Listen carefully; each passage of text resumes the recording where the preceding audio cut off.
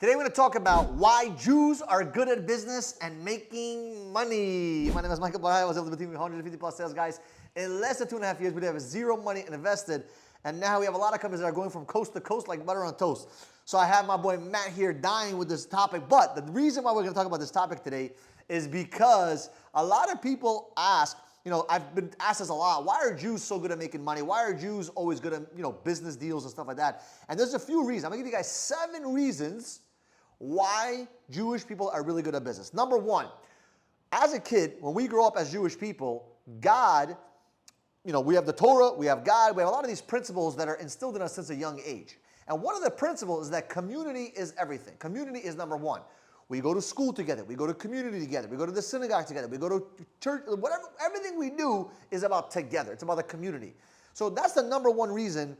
One of the reasons why a lot of Jewish people are good at business and good at money is because we're always dealing with the community. It's always about take care of your community first, take care of the family first, because that's the foundation of everything, right? So family and community is number one for us. Number two, we are instilled in a very young age that charity is vital for the organization to live. Meaning that Jewish people actually are not, we don't like give charity because we want to, we give charity because we actually have to, right? And we all give out at least 10% of, we call it tithing, 10% of our earned profits, right? So for example, if you make 100 grand this year, that's how much profit you made this year, 10% of that, which is $10,000, is donated to either school, donated to a charity, donated to the synagogue. And it's all about giving versus just taking.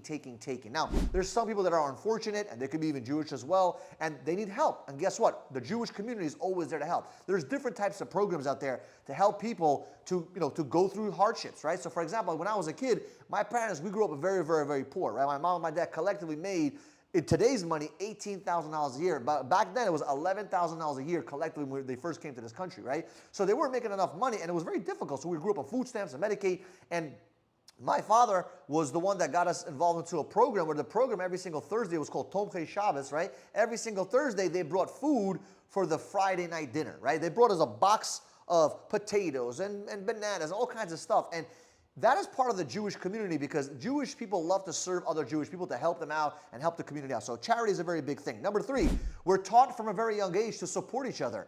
Everything's about supporting everyone in the community, supporting Joey's business. So for example, if Joey opens up an insurance company tomorrow, guess what?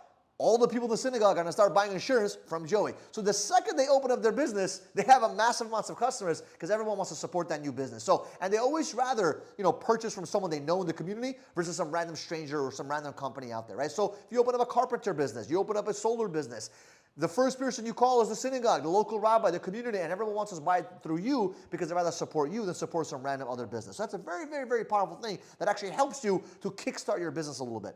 Number 4, there's a thing called the Talmud, right, which is part of the Torah, which is the Old Testament, but there's Talmud, which is the study of the Torah. And these are where rabbis have sat down and debate and argue what each sentence in the Torah actually means. So when you think about Talmud, there's a lot of successful lawyers out there and a lot of successful logical people in the Jewish community because of the fact that we're taught Talmud at a very young age. I remember at 13 years old, 12, 13, 14, we're sitting there arguing and debating, and everything's about how do you question everything. You're supposed to question. You're supposed to get your neurological wires kicked in to understand the logic behind everything that's done and said in the Torah. So, when you study this kind of stuff, it makes your logical side of your brain get really sharp, which is why a lot of people sometimes end up being really good lawyers if they're Jewish because they're taught at a young age to study, to debate, to argue, to question, to think outside the box. That helps you actually in the business sense and also helps you to deal with money. Number 5, a lot of Jewish people have been exiled for so many years. You got the Persian Empire, the Babylonian Empire. You got all kinds of empires kicking Jews everywhere all over the world. You have the Holocaust. A lot of these things have happened to Jewish people where they're forced into exile. And we learned, right, as Jewish people, to be nimble and learn how to be merchant because you can't really have a stable business in certain countries. So guess what? Diamonds, gold, jewelry, money, finance, those are things that you can easily take with you and bounce around from country to country, from place to place, right? So that's why they were so focused on, becoming merchants, and they got really good at selling, and it's part of our culture to be good salespeople in general, right? That's number 5. Number 6, we're taught in a very young age that money is actually a good thing.